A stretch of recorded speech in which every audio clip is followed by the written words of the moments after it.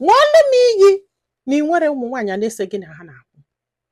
Ṅụọlụ m iyi na ị nwere ụmụ nwaanyị gị na ha na-abọ na-akwụ. So na ihe ime bụ ka ị na-akwụgharị ọsọ ọbụla nwa m ga-akwụgharị ka ị disgrace enye.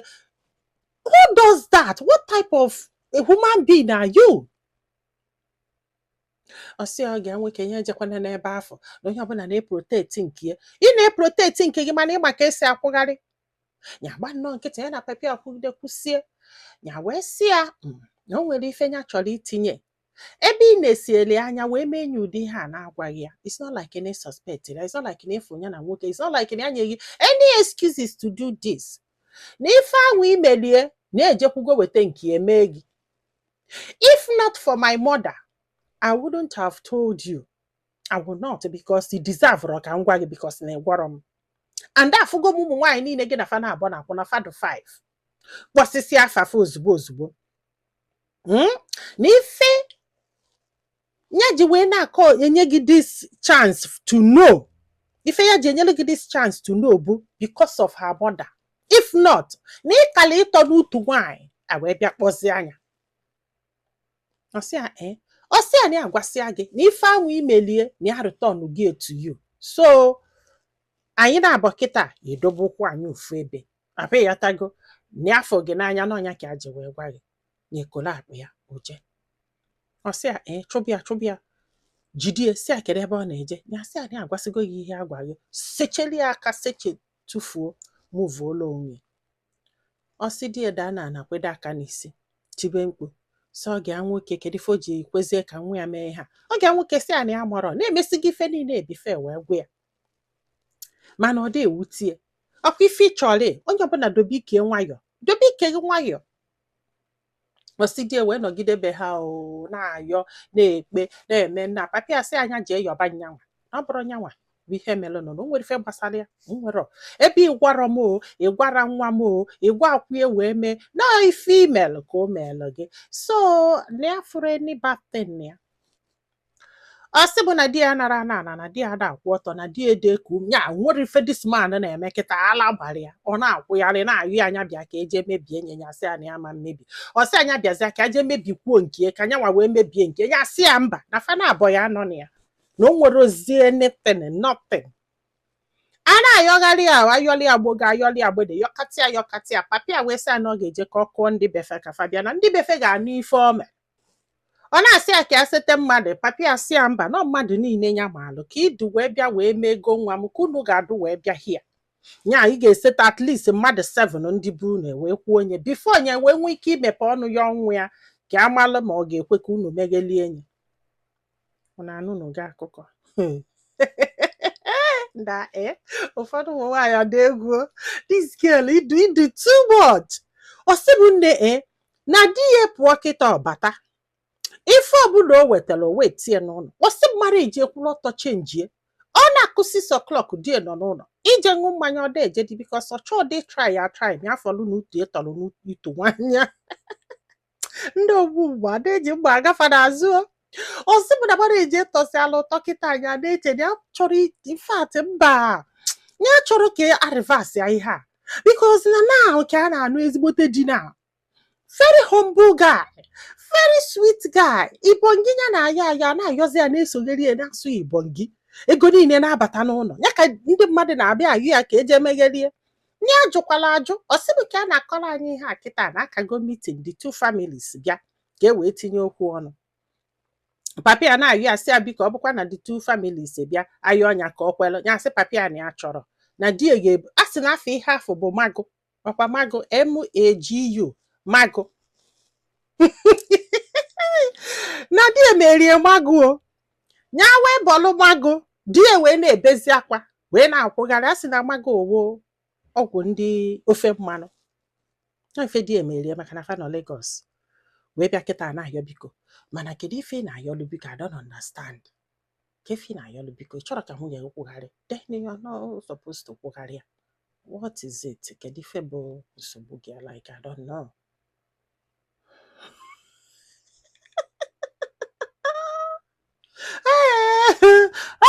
Chineke chekwala. You know, all the odogus in my page. I love you guys. Mwah, mwah. I love you. Kisses and hugs to you guys. But I'm like, okay, but this lady, eh? I know about that thought this mago. We for this mago, papa, we want mago. I don't know, but Muna gina boy, I thought that this mago, we go nowhere. Anyị esukridogo dia. Yeah, the most beautiful marriage on earth, you know. Okay, this girl na just say, ọ bụrụ gị ị ga-ekwe. Ọ sị bụ na di ya na-achọ ịgba ala o. Di ya na-achọ ịgba ala o. Ụtụtụ ọ na-ayọ ya, nwaanyị ọma biko no, nwaanyị ọma dụkwana m sorry. Ọkwanụ ndị enyi m si m mee, m wee mee, ọkpachakwanụ m anya, emere m nna, emere m ibie. Ya si ebe ichesiere ọdụ mma, na nsogbu adụrọ. Na mụ gwa bụ na m find out if ime wepụlụ. Possible the best husband on earth. Chineke nna possible ma dị adọrọzi happy. Ọ bụ sọ ọ na-ayọ yọlụgbogo yọlụgbede kedu ife ọ na-ayọlụ. Kedu ife ọ na-ayọlụ. Ndị enyi ya nwaanyị akpọkọta gị kwakatị ya iyi gwakatị ya okwu. Nya ndị niile promise si ebefa ga-eje ma ebefa ga-ata anụ ma ebefa ga-esi ibon gị. Onye kpọzi anya ma epikide kom na di ya na-akwụgharịzi ọ na-ejezide aṅụ mmanya nothing. Ọnụ sị m kwelụ mụnwa ya ekwe. Ana m apụ ala.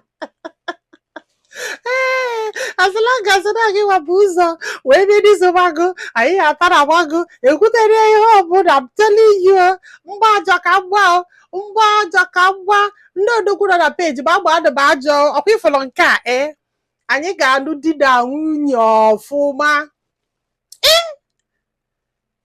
Kedu ife nyelu unu the gods that na odo oke ikedo nwunye gị na-efegharị ikedo nwunye gị ọ bụrụ dị nkedo nke abụrụ nkedo no you want to give this woman the disgrace of her life, the shame of her life, both her and the family. Kekwene maka ụmụ gị, you don't even think about that. Kekwene maka ndị befe, you don't even think about that. You just selfishly do this. Because they have pure selfishness. Ọ bụrụ na gị nwa ada akwụgharị na-asị that ịda akwụgharị, you just want to protect your skin. But nke a bụ no ị na-efegharị ka nnụnụ. It's not like another woman get slow no in a sulise sinye megere obegere aruki this guy God ndị mmadụ fear unu fear. I wonder it is picture ife ga-eme nwunye gị nnọọ wee bịa ka suko this thing ya na nwoke tọ wee chọba gị ịbịazịa ebe fa gba ọtụ ụwa niile afụsigo ha sesie ha vidio mesie ha ihe niile ịbịazịa iwe bịazịa ịtọrapụzi afa iwe Sizanya ni inusigo. Looking innocent, like as if you're the innocent one, as if you're the victim. Why you are not? Why you need a kugeli on a skirt?